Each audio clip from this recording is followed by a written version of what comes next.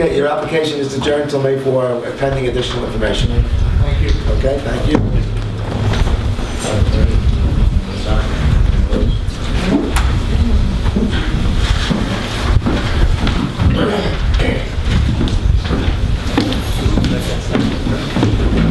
Thank you, members of the board, for allowing me to speak. Nice to see you guys. It's going in a lot of years. Yes, it has. Yes. Because everything's wrong. Thank you very much, everyone, for your patience this evening. Thank you.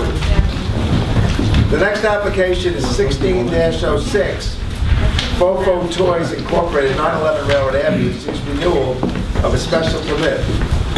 Special permit, I did tonight.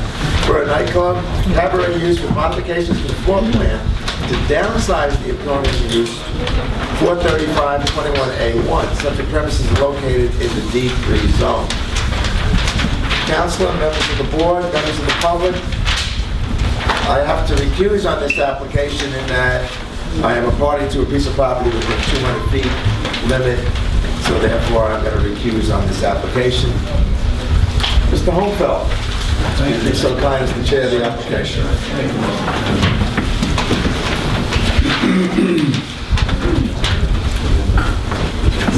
Gentlemen, welcome back. Can you please explain this application? Good evening, Mr. Chairman, members of the board. My name is Vincent Trimarco. I represent the applicant. Mr. Chairman, to answer your question, we're here returning to renew the special permit with respect to the nightclub slash cabaret aspect of the venue. In addition, fortunately, we're here to also request new, we're going to call it downsizing, but we're trying to make more efficient use of the venue to keep up with the economic needs of the village as well as the trends in the what's happening in society. People aren't going to these larger venues. So what we need and what we believe the village needs and what we seem to see in the village are smaller venues, a restaurant that's open possibly 7 days a week, that caters to a larger, more family-oriented populace. So if you look at our floor plan, you can see, I actually have these, you guys can take a look at, Sharon. We submitted a floor plan in our packet, but it really didn't reflect any changes. Yeah, this one's got it highlighted, so you can see, you guys can open that one up. That helps. Let's take a look at this rendering of what sort of like the front will look like.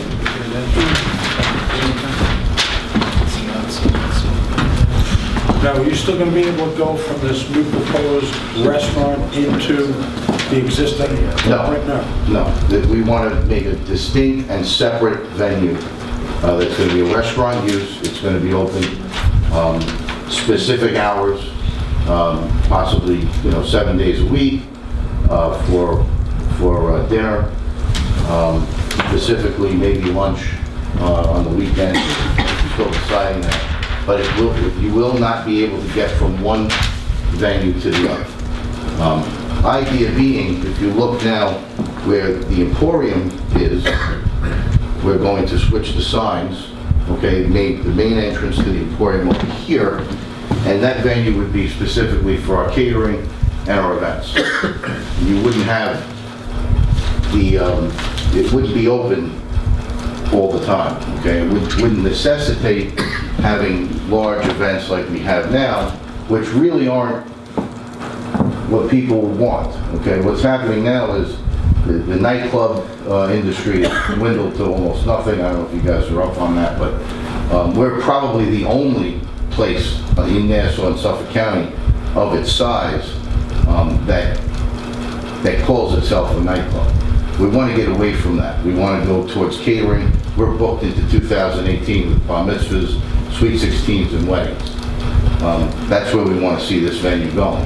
We want to see special events. We want to see country shows. We want to see charity events booking booking events there. All different types of catering, which is more of a steady influx of business rather than the erratic shows. And we have the problem is we have the necessity to book as many shows as we can to keep things going. With the restaurant use open all the time, we have that cash flow, and it alleviates the necessity to book certain shows. Also, when you downsize the room, one of the problems with the Emporium, if you go in there, the expansive room creates the illusion that if you have 400 or 500 people, it's really not that crowded. So by shrinking it down, 400 or 500 people becomes a nice, comfortable crowd, and people like to be crowded, apparently. So, you know, they walk into, you know, you've seen other venues on the Strip. They're really not equipped to handle those crowds, but people see, oh, there's a lot of people in there, and they stay. Okay, you walk into the apartment. I'm just going to state my name, Tim Lorito, 9 Railroad Avenue, Patchogue. I just want to mention one thing he had suggested as far as downsizing. The business model that we had 5 years ago is not conducive to what today is. The survival and model that this type of venue and the Paramount in Huntington, they live on is national acts. With that being said, if you don't have, let's just say, a progressively aggressive schedule, you'll, as a business, just to survive, your cash flow is extremely affected.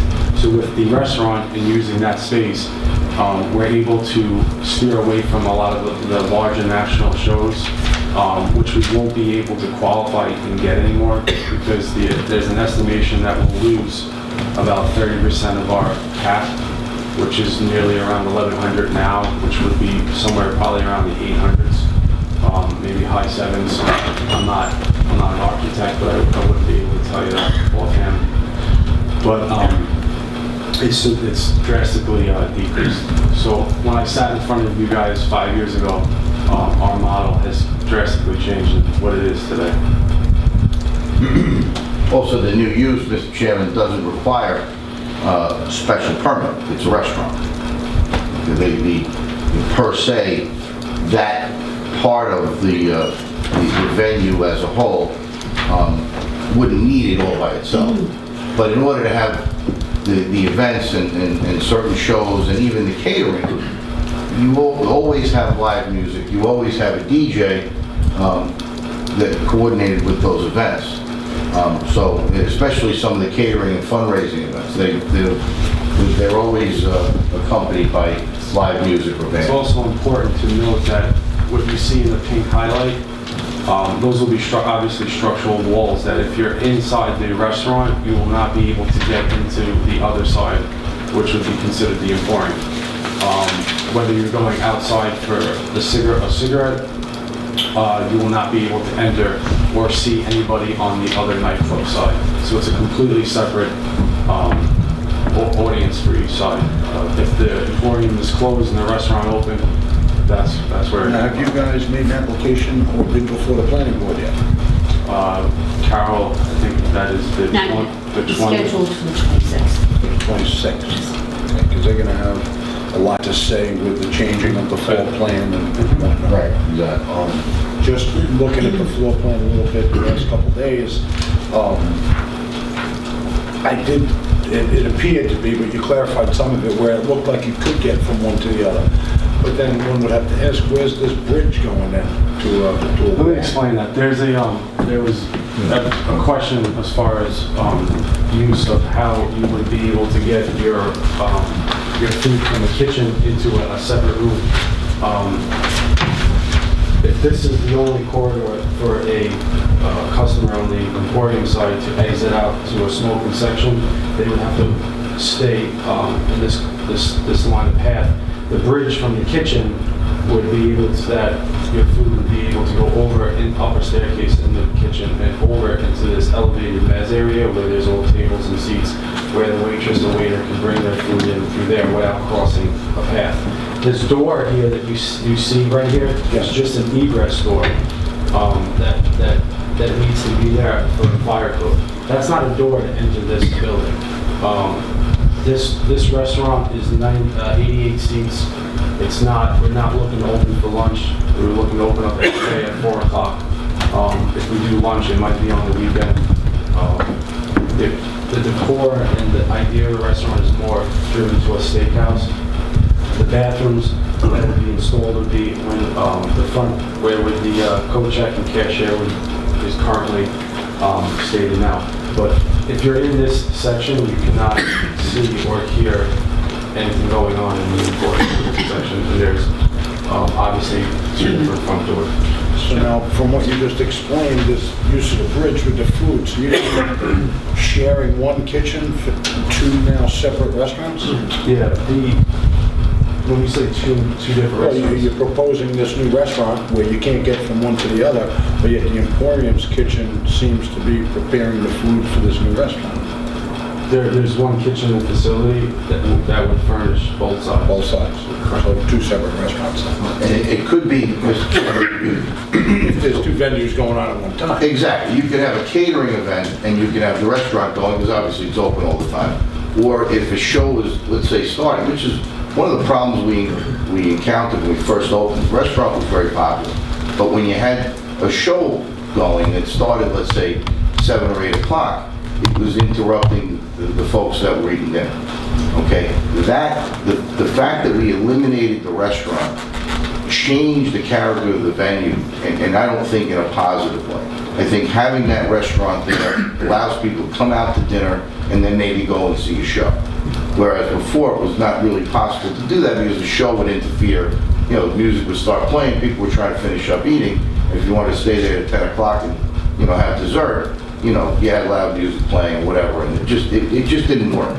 I'll let me state on that. The way the restaurant was designed in the center of the room, when you have a show and the loud music, it became where we would have to execute dinner early and try to get people up out of their seats because the music was becoming overbearing on all these shows. And the way we built and designed that restaurant was really, we were just unaware of how the flow of that room was going to handle. And also the kitchen, the facilities in our kitchen, we don't need an expanded kitchen at all. They're sufficient to handle a full-blown catering event as well as the day-to-day restaurant needs.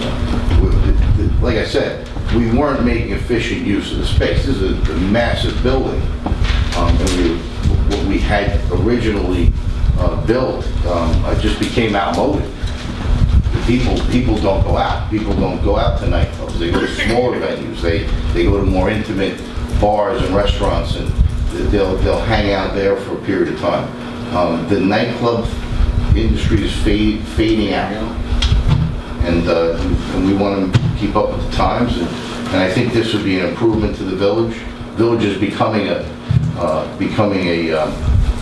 destination event for people to come out. I mean, we saw that with the Live After 5. Thousands of people converging on the village. This would be another place people can go and enjoy a steak or a burger and then possibly a show another night. And my current size right now, it doesn't allow me to do smaller shows like other venues do. I cannot do shows that do 400 people because it would look like ants in this room. The address is 9-11. There's 2 buildings there, 2 structures that we kind of made into one big venue. This has been in the works for 6 months prior to this meeting, almost 7 months. This was on we've been working on this for quite a bit of time on how we would be able to execute 2 separate rooms that had completely different concepts. If you could just take that floor plan and flip it so the audience can see, just give a quick explanation like you give to the board, just so they're aware of. Absolutely. And the same thing with that picture there to show the 2 different Let's flip it over. Just flip that facilities. I mean, if you look at the photograph kind of shows from the outside what you're dealing with. You're basically cutting the venue in half.